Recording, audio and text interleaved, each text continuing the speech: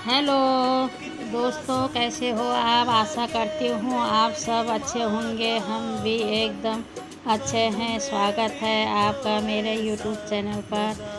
और दोस्तों, मैंने आज माता रानी का कीर्तन रखा है। चैत्र नवरात्रि में अपने घर में सारी दुर्गाओं को बुला रखा है, माताओं को बुला रखा है, बहनों को बुला रखा है। और आप भी घर बैठे माता रानी का दर्शन कर लीजिए, माता रानी का आशीर्वाद लीजिए आप भी।